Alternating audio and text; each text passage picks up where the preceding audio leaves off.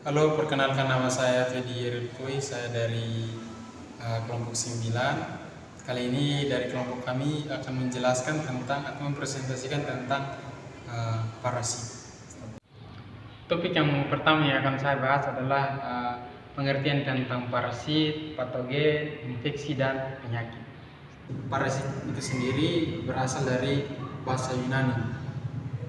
Ya, dia terdiri dari dua kata, yaitu yang pertama adalah para yang berarti samping dan sitos yang berarti makanan. Sehingga dapat dikatakan bahwa parasit ini merupakan organisme yang hidupnya bergantung pada organisme lain. Sedangkan patogen itu merupakan sebuah organisme yang dapat menyebabkan infeksi. Jadi infeksi itu adalah penyakit yang disebabkan oleh mikroba patogen. Mikroba patogen itu adalah mikroorganisme yang dapat menyebabkan penyakit. Penyakit itu sendiri adalah kondisi abnormal atau kondisi yang tidak normal tertentu yang secara negatif mempengaruhi struktur atau fungsi sebagai atau seluruh tubuh suatu makhluk hidup dan bukan diakibatkan oleh cedera eksternal apapun. Sekian hasil pembahasan saya pada materi kali ini. Materi selanjutnya akan dilanjutkan oleh teman kelompok. Terima kasih. Saya atas nama Darmi Jenny Lim dengan NIM 18150010. Di sini saya akan menjelaskan tentang mikroparasit dan makroparasit. Yang pertama, mikroparasit. Mikroparasit ini dibagi menjadi 7 bagian, yaitu yang pertama, protozoa. Protozoa merupakan jenis parasit yang umumnya hanya bisa dilihat melalui mikroskop. Yang kedua, cacing. Cacing adalah jenis parasit yang umumnya dapat dilihat dengan mata telanjang. Yang ketiga, ektoparasit adalah jenis parasit yang hidup di kulit manusia dan mendapat makanan dengan menghisap darah manusia. Yang keempat, bakteri. Bakteri adalah makhluk hidup terkecil yang ada di muka bumi yang hanya dapat dilihat dengan menggunakan mikroskop. Yang kelima, virus. Virus adalah parasit berukuran mikroskopik yang mengidentifikasi sel organisme biologis. Yang keenam, jamur. Jamur adalah patogen penyebab penyakit pada manusia dan organisme lain. Yang ketujuh, alga. Manusia dapat terkena racun diproduksi oleh alga merah yang mekar. Yang kedua, makroparasit. Patogen adalah makroparasit yang seringkali menghuni tubuh kita, sedangkan kelas penguasa adalah makroparasit yang hidup dengan menghisap, mengeksploitasi, mengeruk atau mengambil sesuatu dari alam untuk kepentingan sektor atau keuntungan pribadi. Mikroparasit yang menyebabkan penyakit adalah bakteri dan virus, sedangkan makroparasit adalah para pemilik modal dan elit politik. Terima kasih atas kesempatan yang telah diberikan kepada saya. Perkenalkan, nama saya Marieta Corneliani Jalo dengan NIM 201500005. Pada kesempatan ini, saya akan menjelaskan materi tentang inang sebagai habitat parasit. Organisme atau parasit yang membuat kerusakan atau kerugian terhadap tubuh disebut dengan patogen. Kemampuan mikroorganisme untuk menimbulkan penyakit disebut dengan patogenisitas. Ketika suatu mikroba memasuki inang atau ketika memasuki jaringan tubuh dan memperbanyak diri, mikroba akan menimbulkan infeksi. Nah, jika inang rentan terhadap infeksi dan fungsinya dirusak, maka hal ini disebut dengan penyakit. Nah, suatu patogen merupakan beberapa mikroorganisme atau organisme yang lebih besar yang mampu menyebabkan penyakit. Terdapat dua jenis lingkungan habitat parasit, yaitu lingkungan makro dan lingkungan mikro. Nah, lingkungan mikro adalah kondisi di dalam tubuh inang yang merupakan habitat bagi parasit. Sedangkan lingkungan makro merupakan kondisi di luar tubuh inang yang merupakan habitat bagi parasit. Kisaran inang adalah jenis inang yang dapat diinfeksi oleh virus yang penentunya tergantung pada evolusi pengenalan yang dilakukan virus tersebut. Nah, ada beberapa virus yang memiliki kisaran inang yang cukup luas sehingga dapat menginfeksi dan menjadi parasit pada beberapa spesies. Nah, yang berikut ialah host inang. Nah, host inang ini adalah tempat hidup bagi parasit.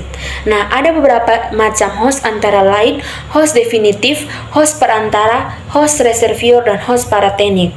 Nah, yang pertama adalah host definitif. Nah, host definitif ini merupakan tempat parasit hidup, tumbuh menjadi dewasa, dan tempat berkembang biak secara seksual. Yang kedua adalah host perantara.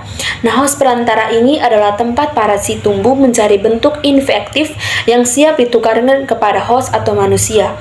Dan yang ketiga adalah host reservoir. Nah, host reservoir ini adalah hewan yang mengandung parasit yang menjadi sumber infeksi bagi manusia. Dan yang keempat adalah host paratenik.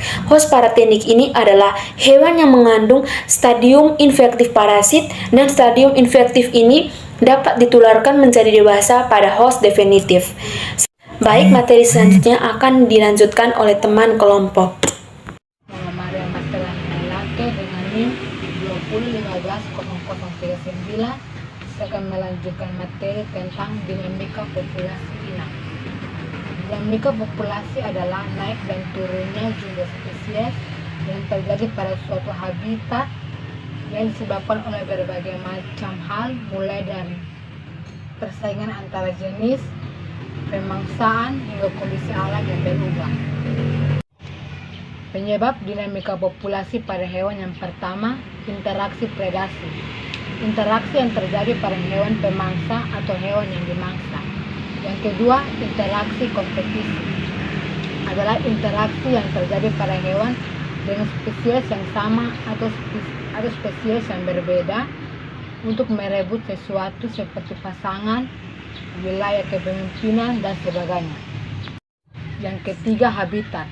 Disebabkan aktivitas manusia menyebabkan ekosistem pada hewan menjadi rusak sehingga hewan sulit bertahan hidup untuk mencari makan. Aktivitas manusia. Bukan hanya habitat laut saja yang rusak karena ulah manusia, tetapi kebakaran hutan bisa dikatakan sebagai rusaknya habitat hewan yang disebabkan karena manusia juga. Baik, materi selanjutnya saya persilakan kepada teman kelompok. Saya atas nama Yersi Marcelina Ndun dengan NIM 20150029. Di sini saya akan melanjutkan materi tentang ekosistem. Nah, dalam dinamika populasi yang terjadi pada hewan ini tidak bisa dilepaskan dari suatu ekosistem. Nah, ekosistem dalam Kamus Besar Bahasa Indonesia ini yang berarti keanekaragaman suatu komunitas dan lingkungannya yang berfungsi sebagai suatu satuan ekologi alam. Yang kedua ini habitat. Habitat dalam Kamus Besar Bahasa Indonesia KBBI adalah tempat hidup organisme atau tempat hidup yang alami bagi tumbuhan dan hewan, atau lingkungan hidup asli. Berdasarkan KBBI ini, maka dinamika populasi hewan akan selalu berkaitan dengan habitat dari hewan itu sendiri. Yang berikut komponen habitat. Nah, berdasarkan nasional geografi, komponen habitat ini terbagi menjadi 4, yaitu yang pertama itu ruang. Suatu habitat yang ditinggali oleh makhluk hidup harus memiliki ruang agar setiap makhluk hidup ini yang tinggal